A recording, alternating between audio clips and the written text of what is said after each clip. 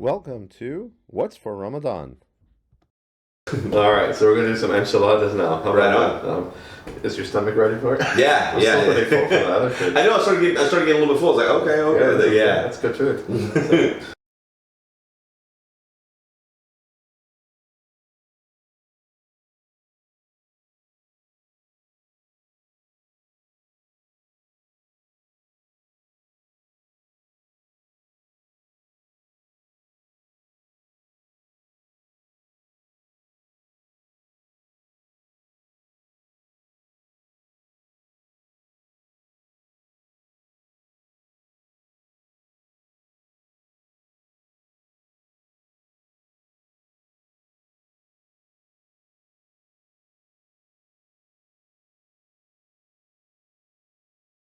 Like I said, we want to try to make everything super healthy. Yes. Avoid the processed foods, avoid the cans and stuff like as much as we possibly can.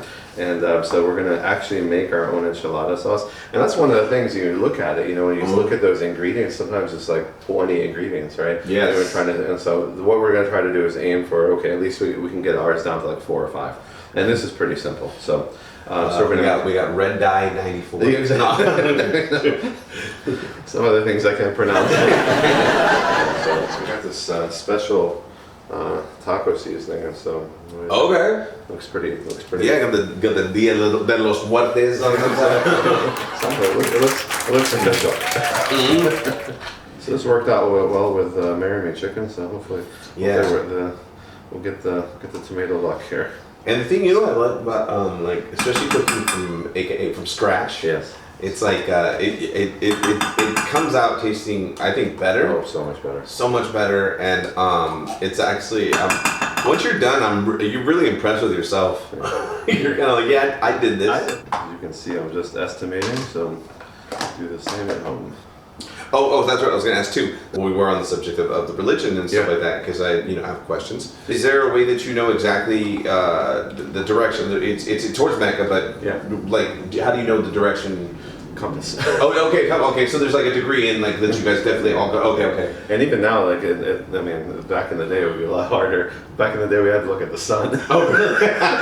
Before smartphones, and so dating myself. But yeah, so now now they have apps that'll tell you. Oh, okay. It's like it'll figure out your location and tell you which direction to go. And then also is if my memory serves me correctly, 5 points up to touch, correct? Or is that 7? 7. Okay, 7. Okay. You said you don't know. You do know. That's a very not a lot of people know that. Yeah, and that's a great point that you make. And so some people, when they pray like they like pray on their fingertips and they don't put their hands down. So that's actually wrong. And so the prayer has to be, the palm has to be all the way down on the ground, not just the fingertips. Okay. Yeah. So what are all the 7 points? So the face is 1, 2 hands, 2 knees, 2 feet, and so that's the 7. Yeah. Okay. Gotcha.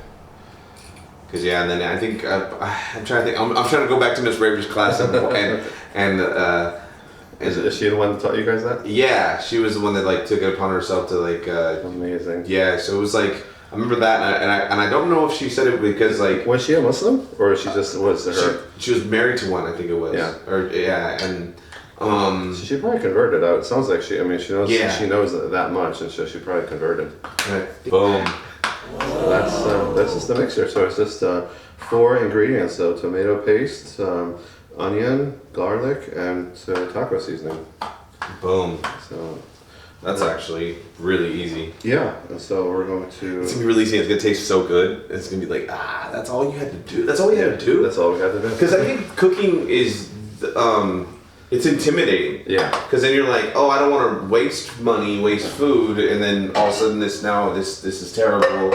I'm not good at this, and but once you start figuring it out, you're like, oh, okay, yeah, no, for sure. Not that hard. We used to eat out a lot, and weight's getting too much. You gotta lose some weight, and then that was again, it was kind of the same thing. It was like the same impetus for me. It was just like, okay, I gotta cook because you go outside and you gain so much weight. Yeah. And then it doesn't make you feel, it runs you down. It does, yeah. That's because it's not healthy. It's a lot of processed stuff. And another comedian friend of mine, Emily Van Dyke, she was telling me that whole thing about when you go to grocery stores, it's the perimeter. That's all you need. Yeah, they're perfect. That's what I teach my patients too. I tell them that it's about, shop around the perimeter, because that's where you got your produce, you got your deli, you got your meat, you got your fish, and so it's all. Yeah, just the outside. Yeah, that's the stuff that's not processed. Everything in the middle is just junk and just packaging and Yep. extra things. And I can't remember what I was watching where they were talking about how many new products of food come out a month or something like that. Like 756 different things come out. And that are terrible for you. Like, people don't understand that either. I was like, what's wrong with a little chemistry in your food? Yeah. Like, I don't want to know that. I'm just gonna ask, are these anything right here? So those are commonly called Ramadan lanterns, and so and it used to be so because of the fact that we wake up early, it's you're fasting from sunrise to sunset. So what it used to be, back in the older days before alarm clocks and electricity and all that, there used to be a man that would go around early in the morning. He would wake people up, and he'd be carrying one of those lanterns, and he'd wake people up so that they would be able to, have their pre-fasting meal. And so we call that suhoor, which is like so that way you're not like fasting a lengthy period of time. So the concept is that it's supposed to be, this is supposed to be healthy. It's not supposed to be difficult. So even in the Quran, what the passage says, difficulty is not intended for you, but ease is intended for you. Okay, so that's the concept. So fasting is not supposed to be something that causes misery, and that's important because like there's a lot of license that goes with it. So for example, people who are sick, they're not supposed to fast. Okay, so people who are travelers, because traveling is difficult, and traveling you get thirsty, and it's just you're not in your regular routine. And so as a result of that, fasting shouldn't. People who are traveling shouldn't fast. A lot of people. It's a very community-oriented thing, like everyone's fasting, and so it's like when everybody kind of sits together and they all break their fast at one time, it's really, really special.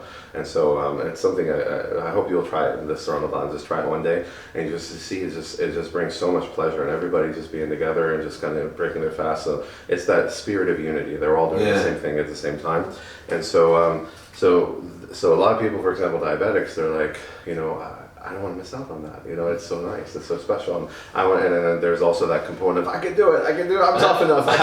You're like, no, you take medicine. You take insulin. You can't do it.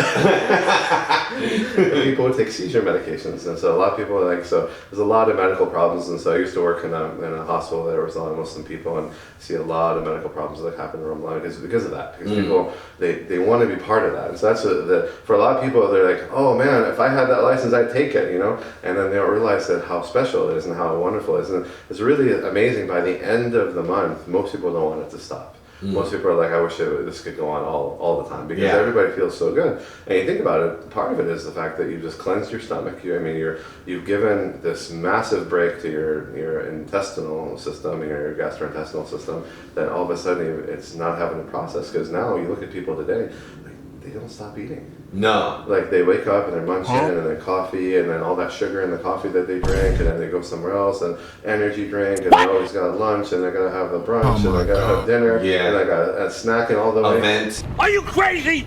Are you out of your mind? It's like, whoa man, calm down. Also on this I forgot what it's called again. The Kaaba. You can't go inside. You can. You can. Okay. You can. So, but only special. Only it's basically like a VIP thing. Okay. So Anointed. Well, no, it's just. I wish. You got enough money. So certain special people, that they get to go inside. It's not really. It's an experience. I mean, it's kind of like one of those things that everybody wants to say, "Hey, I did that," Yeah. But it's not. I mean, it's kind of empty. So. Oh, okay. Because I was like thinking, I thought like it was like almost like the like Jehovah's Witnesses, and how there's like I think it's 144,000 that are allowed to go to heaven. Yes. Yeah. Yes. So I thought that was something like that, where like there's only a certain amount of people that can go. Yeah, thank God for that. Yeah. So that's the people that generally go. Alright, so we got our onion, then we're gonna do, okay, and then we've got our chicken. So what I actually did, we went ahead and we shredded the chicken. Oh, awesome. So this is pre-shredded chicken. So we're gonna just add it to our olive oil and onion mix. So this was already pre-cooked, and so we're just gonna cook it all over again. But this is essentially, we're making our filling right now. Boom. So, and then we get some taco seasoning. I'll tell you right now, I'm Mexican and I've never made enchiladas ever. So this is the first one. Oh, it's just cooking now. Yeah, so we're gonna, once we get this heated up a little bit more, get everything kind of cooking. Oh, that's getting a nice little look to it too. Yeah. With the seasoning in there. Oh yeah. Yeah. Put a dash more of olive oil.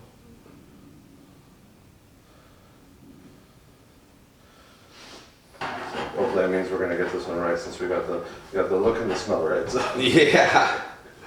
That'll work. I remember when I was kind of the difference between Christianity and Islam. I remember when I was a kid, and so like the only thing I know that's fasting is this. I don't know what any other type of fasting. And so like I was sitting one day with somebody, one of my friends at lunch or something, and he's sitting there eating like a burger, and he's like, "Yeah, I'm fasting." What? Fast fooding? He's like, yeah. And so he's like, in Catholicism, what we do is we basically for 40 days restrict a certain thing. Yeah, And one so, thing, yeah. So he's like, some people do fish, some people will do chocolate, some people. I was like, that's not fasting. Yeah. I can't eat anything.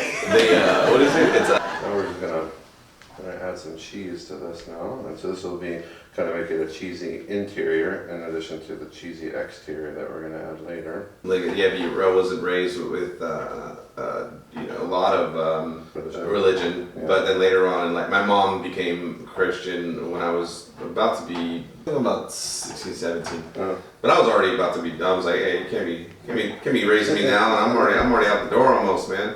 And then, but then when I got sober. Like I said, I started getting more spiritual. Yeah. And then finding like, oh, okay. And then it started, because at one point I think I was looking for God, and I was That's like, what it is. yeah, I started spiritual shopping. Yeah. And so, I checked out the Kingdom Halls, and like I said, a little bit of the Quran. And I checked out the Christian faith, and then Taoism, Buddhism. I just started reading just here and there, but then I went to AA.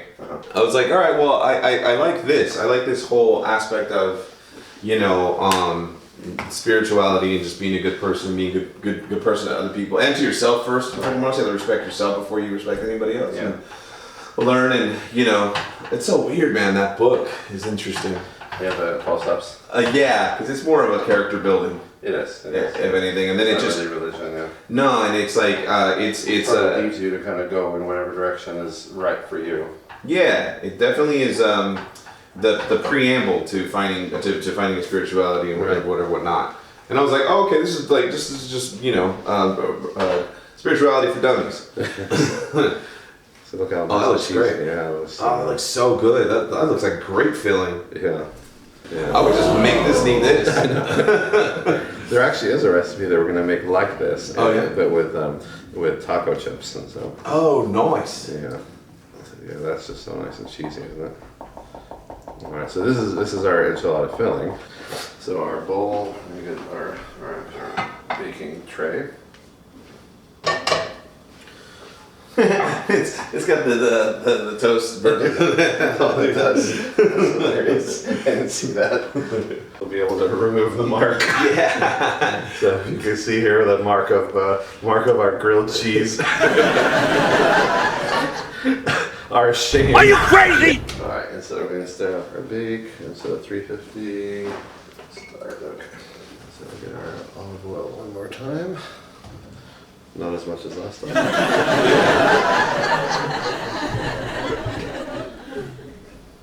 When I try to explain to people, because a lot of people, there is, like, the human being, that's one of those things that we need. Like, we need spirituality. Like, we need to connect, to a higher power. So that's part of, like, in Islam, there's a name for that. We call that fitrah, which is like the natural human, disposition. That you know that there's something that you have to worship. So, like, human beings, whether they're religious or not, they worship. You know, they worship something. So some people, you know, their worship is hero worship, and so whether it be like modern day hero worship with like sports, you know, like they worship like athletes, or celebrity worship, a whole lot of that going on. And there's people who worship, you know, things like cars or like women or money. You know, a whole lot of people worship money these days. So the human being has a need to worship. This is like ingrained in us, you know, to do that. Yeah. And so To look somewhere else. Exactly. On ourselves. All right, so we're going to put our enchilada down like this. And so this is, by the way, these are keto wraps. Okay. So these are 0 carbs, and each tortilla is only 60 calories. Jeez. Yeah, it's so good. So, all right, so what we do, this is we're going to take our sauce. Okay. This is a little bit thicker than what I wanted, but maybe better. Oh, what's the dates for this fasting? Or how do you say it again? I'm sorry. Ramadan. Ramadan. Okay. So Ramadan is, so every year it's, so because the Ramadan is actually a name of a month. It's a name of the month in the Arabic lunar calendar. Okay. So we, like in the United States, we go on, so this is kind of how it looks there, that you would basically get, you know, you get it like that, and then we're going to throw our... Like a little pizza base. Yep, exactly. Yeah. And then we're going to throw our mix onto here. Oh, yeah. So Ramadan is the 9th month of the lunar calendar. And so in America or in most of the world today, we use a solar calendar. And so, so this is just when we put it all together. So we got our mix and we got our sauce base. And then what we're going to do is we're just going to roll it up. So we're just going to roll her up like that. There you got your enchilada. Boom. Now you lay it into the plate. And that's it. And Awesome. so we're just going to do the exact, so it's just going to basically... Rinse and repeat. Rinse and repeat, exactly. So... So it is the 9th month, and so like the month of the pilgrimage, for example, we were talking about pilgrimage earlier. So the pilgrimage is another month that we call Dhul Hijjah. You know, that's the 11th month of the lunar calendar. The 12th month, sorry, the 12th month. I made a mistake there. And so there's a very short time between them. Because we're on the solar calendar here, it basically changes every year, and so it goes back. So the lunar calendar is it's like 11 days difference from the solar calendar. Oh, okay. Instead of 365 days, it's like, you know, 354 or something like that days. So that's basically, so every year it kind of goes back 11 days.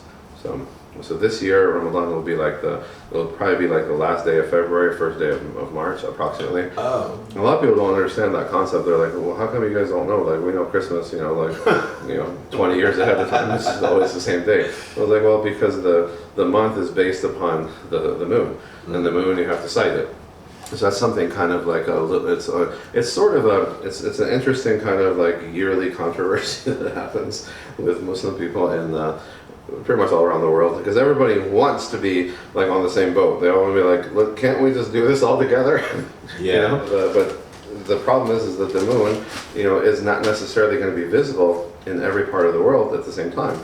And so very far to the east, they may not see it that night, but as the moon's getting older, right, over time, and so as you move to the west, they can see it. So we might see it, for example, in the United States, but for example, India didn't see it because it wasn't visible yet. And so we would essentially fast on different days. So we would start like one day before that type of deal. So, but in general, for the 90% of the month, we're all on the same boat. We're all on the same page, yeah. Yeah. But there's always that kind of that controversy that happens every year, and people in America, they're like, "Oh, I'm following this country," and they're like, "No, you have to follow America because we're in America right now." He's like, "No, but my family's from." So they get about that. It's always that, but you're not real Muslim. You're not a real one. It's all part, it's all part of the cultural interesting cultural behavior. See how that looks. Oh yes. There's our enchiladas right there. So.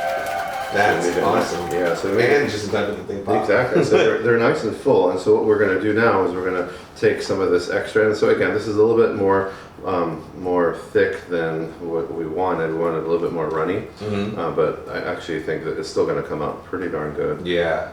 you put peppers on this, and so some people will put like hatch pepper or chili pepper and things like that, all depending on your sensitivity. So because I have bad heartburn, and you said you said that you're starting to get it. So, Yeah, I'm starting to get it. So I kept it nice. And you just top that with cheese, and then That looks great. and so it's pretty easy. Like I said, just that simple, and it's going to be very flavorful and beautiful. And so and like I said, what's so nice about it is that you basically make it to order, in the sense of like make it to whatever your ability to handle spice is. Yeah. Oh, this is happening at the house for sure. And we're going to toss this in the oven.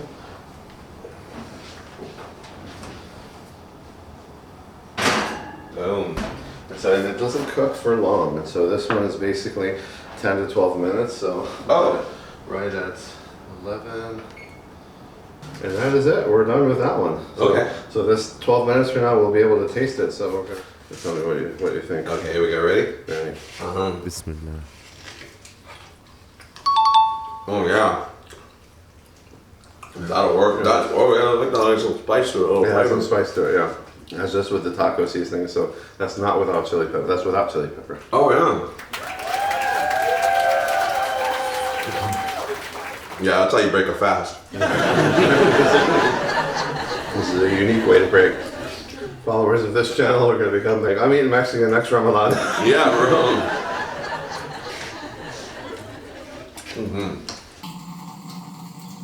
Hey, assalamu alaikum. So, did you like the episode? We hope you had as much fun watching it as we had making it for you. So, the only thing that remains now is to hear from you. In the comments below, please let us know what you thought. Did you like the recipe? Was it a hit at your iftar? And if you changed the ingredients, let us know. We'd like to try your version too. And we really hope that you're going to share and subscribe. We'd love for this message to get out to as many people as possible. So in the end, I ask Allah Azza wa Jal to accept our fasting, yours and ours, and to make us among the successful in this life and in the hereafter. Allahumma ameen. Wa jazakumullahu khair. Wassalamu alaikum wa rahmatullahi wa barakatuh.